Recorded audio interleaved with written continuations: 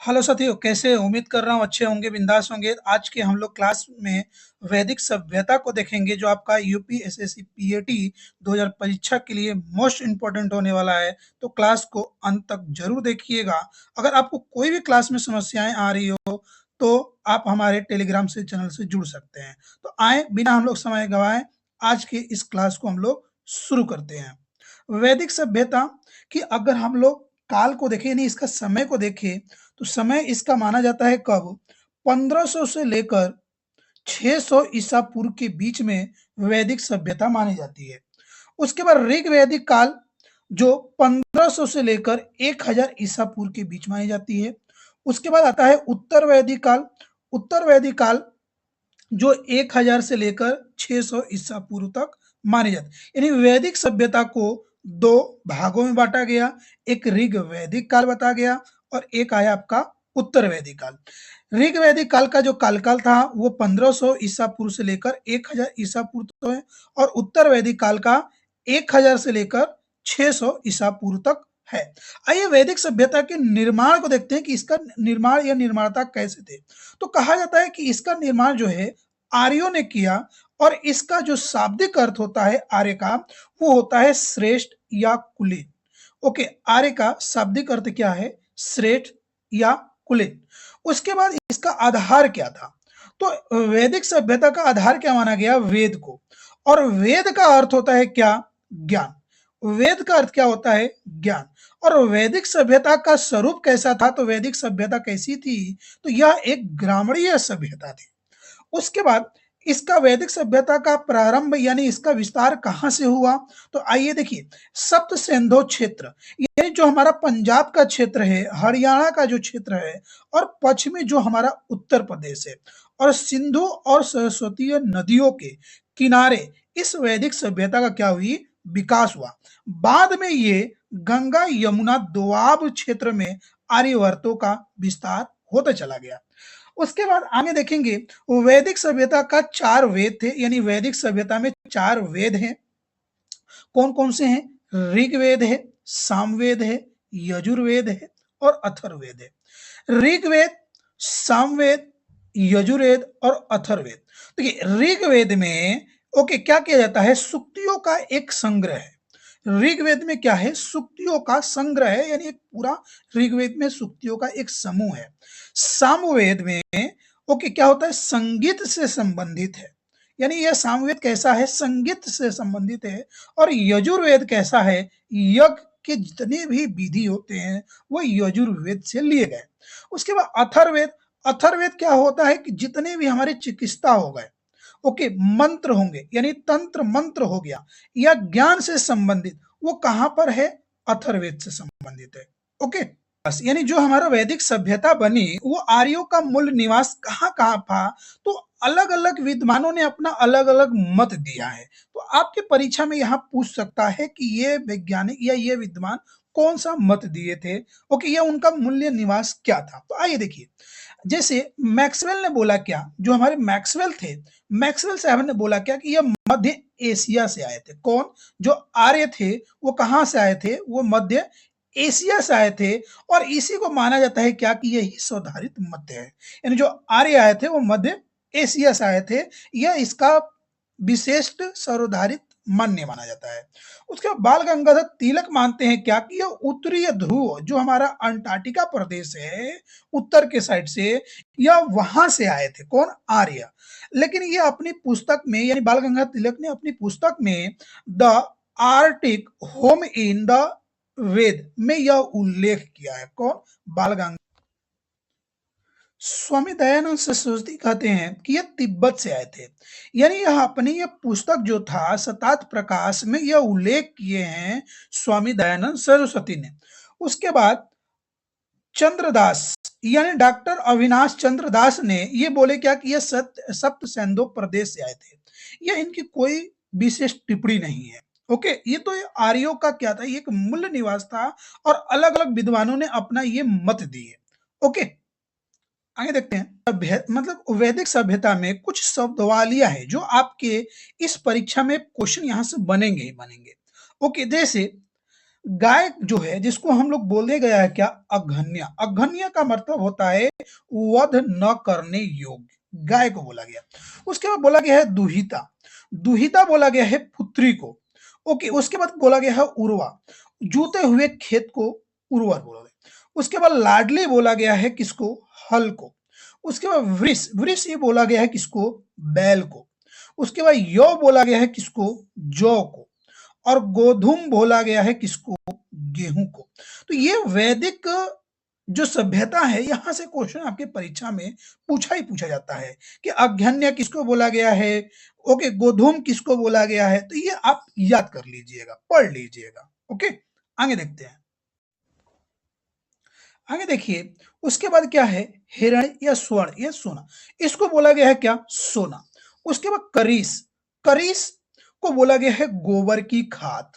उसके बाद बेकनाट, बेकनाट को बोला गया है क्या, सुदघोर या ब्याज लेने वाला। ओके, उसके बाद टंडुल, टंडुल को बोला गया है क्या बाबू, धान बोला गया है। उसके बाद व्रीहि, व्रीहि को बोला गया है चावल। ओके, आगे देखते हैं। तो उसके बाद ऋग वैदिक काल यहां से आपका स्टार्ट होता है। तो आइए ऋग वैदिक काल को देखते हैं। देखिए, ऋग वैदिक काल की जो बात की जाती है वो 1500 ईसा पूर्व से लेकर, माना जाता है कहीं कहीं 1000 ईसा पूर्व या कहीं कहीं 1200 ईसा पूर्व इसका कालकाल माना जाता है। ओके, तो आइए ऋग्वेदिक काल को देखते हैं। देखिए, ऋग्वेदिक काल कैसी सभ्यता थी, तो याद रखिएगा, ग्रामीण सभ्यता थी। और ऋग्वेदिक काल की अगर जानकारी का जो स्रोत होता है वो ऋग्वेद में होता है। ऋग्वेदिक काल के समाज कैसे थे, तो पितृ सत्मात्मक और संयुक्त परिवार थे। इसका मुख्य व्यवसाय क्या था, पशुपालन और कृषि था। उसके बाद क्या ऋग्वेदिक काल में लोहे का ज्ञान था, तो आप बोलिएगा नहीं। लिपि कैसी थी ऋग्वेदिक काल की, तो ब्राह्मणीय लिपि थी। उसके बाद विवाह और रिवाज, तो बाल विवाह और पर्दा प्रथा नहीं थी। उसके बाद नियोग तथा नियोग की प्रचलन चलती थी। और अविवाहित रहने वाली कन्या को आमूज कहा गया है। ओके, और ऋग्वैदिक काल की रचना ऋग्वैदिक काल में ही थी। ओके, यानी ऋग्वैदिक काल में ही की गई थी। तो ऋग्वैदिक काल को वैदिक काल का एक प्रारंभिक चरण माना जाता है। ओके, ऋग्वैदिक काल की ऋग्वादी काल की ही ऋग्वादी में ही क्या हो गई, इसकी रचना हो गई। समाज कैसा था, तो पितृ सत्मात्मक और संयुक्त था। पशुपालन कैसा, अरे मुख्य व्यवसाय कैसा था, पशुपालन थे। ओके, आगे देखते हैं। तो आगे अगर हम बात करते हैं क्या कि ऋग्वेदिक काल को ही देखिए, तो सबसे प्राचीन और पवित्र ग्रंथ जो है वो संस्कृत में रचित, ओके, है कौन, ऋग्वेदिक। और इसमें देवताओं की यज्ञ और प्रकृति का भी वर्णन है, किसमें, ऋग्वेदिक में। आइए इसके संरचना को देखिए। तो देखिए, ऋग्वेदिक में 10 मंडल और 1028 सूक्ति है और लगभग 10,600 इसमें मंत्र है। इन मंत्रों में इंद्र, अग्नि, वरुण और सोम आदि देवताओं की, ओके, स्तुति, यज्ञ, प्राकृतिक और दार्शनिक विचारों का भी क्या किया गया है, वर्णन किया गया है। उसके बाद प्राचीनतम मंडल की अगर बात करें तो सबसे प्राचीनतम मंडल कितने हैं, तो इसमें, अरे सबसे प्राचीनतम मंडल कौन कौन से है, तो दूसरा और सातवां सबसे प्राचीनतम मंडल है, क्योंकि टोटल 10 मंडल है। और इन्हें वंश मंडल कहा जाता है। किसको, दूसरे और सातवें मंडल को वंश मंडल कहा जाता है। और सबसे नवीनतम मंडल कौन सा है, तो पहला और 10वां मंडल है। उसके बाद तीसरा मंडल की अगर हम बात करें तो तीसरे मंडल में गायत्री मंत्र है, जिसकी रचयिता कौन किए हैं, विश्वामित्र ने इसकी रचना किया है। गायत्री मंत्र का ये वाला श्लोक याद रखिएगा। ओके, आगे देखते हैं। उसके बाद देखेंगे किसको, तो सातवें मंडल में 10 राज का युद्ध का वर्णन किया गया है। ओके, उसके बाद 9वें मंडल में सोम देवता को समर्पित है। उसके बाद 10वां मंडल जो शूद्र को, यह शूद्र शब्द का उल्लेख किया गया है। ओके, आगे ऋग्वेद में देवता असुर जो श्रेष्ठ और प्रभावी थे, मित्र वरुण और इंद्र होंगे। सोम पवित्र यज्ञ की परिकल्पना है। ओके, यानी ऋग्वेद सबसे प्राचीन और पवित्र ग्रंथ है जो संस्कृत में रचित गई है। इसमें देवताओं की स्तुति, यज्ञ, प्राकृतिक और दार्शनिक विचारों का भी वर्णन है। ऋग्वैदिक वैदिक साहित्य का सबसे महत्वपूर्ण भाग है। ओके, आगे देखते हैं। ऋग्वैदिक मंडल कौन कौन से थे, उन मंडल को देखिए। प्रथम मंडल की रचयिता किसने किया, तो याद रखिएगा मधु छा या मेधा तिथि ने इनकी रचयिता रचित थे। प्रथम मंडल जो नवीनतम मंडल है और यह सबसे अंतिम और जुड़े मंडलों में से एक, यानी सबसे अंत में इसको जोड़ा गया है। उसके बाद द्वितीय मंडल को देखते हैं तो गृत्समध्य ने किया और यह सबसे प्राचीन मंडलों में से एक माना जाता है। तीसरा अगर मंडल की बात करें तो विश्वामित्र ने इसकी रचयिता की है और इसी में गायत्री मंत्र जोड़ा गया है, यानी इसी मंत्र मंडल में गायत्री मंत्र भी है। चतुर्थ मंडल की अगर बात करें तो इसमें इसका रचयिता वामदेव ने किए। इसमें कृषि से संबंधित प्रक्रियाओं का उल्लेख मिलता है।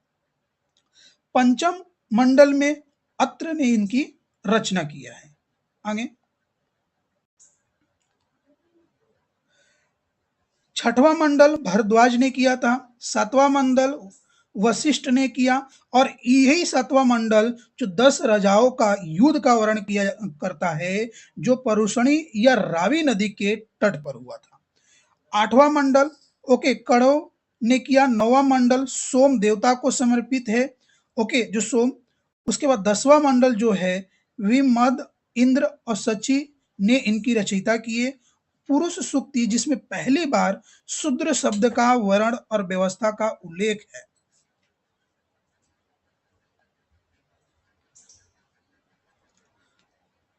उसके बाद इसकी नदियां देखते हैं, प्राचीन और आधुनिक में इनकी नदियां का नाम क्या है।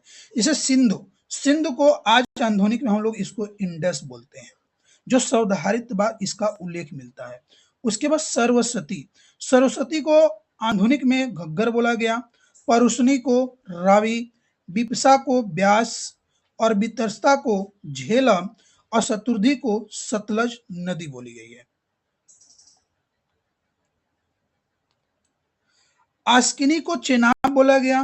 कुर्मी को कुर्म बोला गया। कुंभा को काबुल, साध नीरा को गंडक और दृष्ट को घग्गर बोला गया। घग्गर की सहायक नदी है। सुवास्तविक को स्वास्थ्य बोला गया। गोमती को कोमल बोला गया। ये वर्तमान में इनका सब नाम है। उसके बाद ऋग्वेदिक में कुछ देवताएं भी आए जो इंपॉर्टेंट, जैसे इंद्र। ये सर्वाधिक प्रिय और महत्वपूर्ण युद्ध और वर्षा के देवता हैं। कौन? इंद्र। अग्नि जो मानुष वह देवताओं के बीच मध्यस्थ है। कौन? अग्नि। वरुण जो ऋतु के नियम में सत्य के प्रति जल देवता है। वरुण। सोम जो वनस्पति के देवता हैं। मरुत ये आंधी तूफान के देवता हैं। उसके बाद पुष्प ये पशुओं के देवता हैं।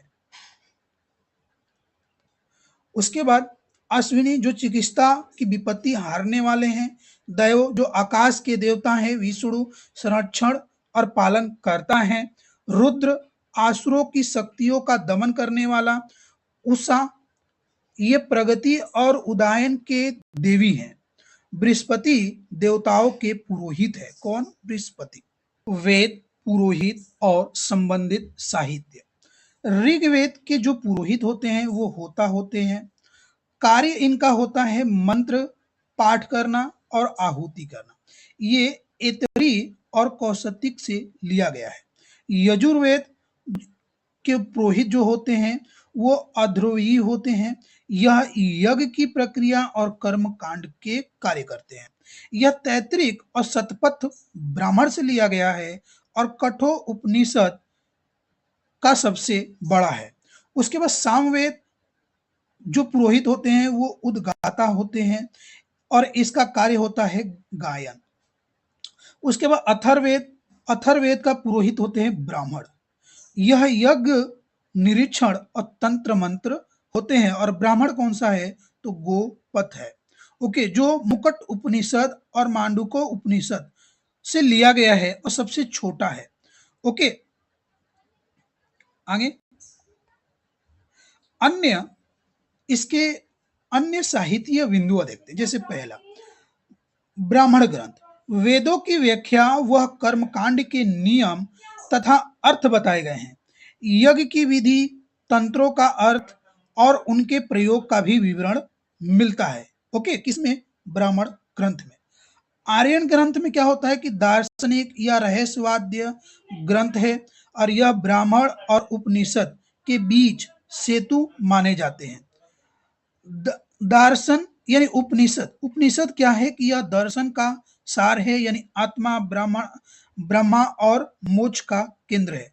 इसमें कुल 108 प्लस उपनिषद माने जाते हैं और मोक्ष की चर्चा पहली बार उपनिषद में मिलती है, याद रखिएगा। ओके, उसके बाद आता है कठोर उपनिषद। यह यम और निचिकता का संवाद है, यानी इसमें कठोर उपनिषद में यम और बालक नचिकता के बीच संवाद का वर्णन है। और निचिकता को यम से आत्मा, मृत्यु, पुनर्जन्म और मोक्ष का ज्ञान की प्राप्ति होती है। यह उपनिषद ज्ञान, धैर्य और सत्य की खोज का प्रतीक मानता है। कौन? कठोर उपनिषद। आगे देखते हैं। ऋग्वेदिक का सर्वाधिक बार जो चर्चा किया गया है इसको सिंधु नदी को की गई है। ऋग्वेदिक आर्यों की सर्वाधिक पवित्र नदी कौन सी है? तो सरस्वती को मानी गई है। और बृहस्पति को वैदिक देवताओं का पुरोहित माना जाता है। और बाल विवाह और पर्दा प्रथा का प्रचलन नहीं था वैदिक सभ्यता में। उसके बाद नियोग प्रथा का प्रचलन था। ओके, और आजीवक अविवाहित रहने वाली महिलाओं को आमूच कहा जाता है। पशुपालन एवं कृषि आर्यों का एक मुख्य व्यवसाय था। ऋग्वैदिक काल में लोहे का प्रयोग नहीं होता था। ओके, गोत्र शब्द का सर्वप्रथम उल्लेख ऋग्वेद में होता है। और ऋग्वेद की मूल लिपि कैसी थी? ब्राह्मणी लिपि थी। ओके, तो चलिए दोस्तों, आज के लिए हम लोग इस क्लास में इतना ही रखते हैं। फिर मिलते हैं हम लोग एक नेक्स्ट क्लास में जो उत्तर वैदिक काल को देखेंगे। ओके, तब तक के लिए जय हिंद।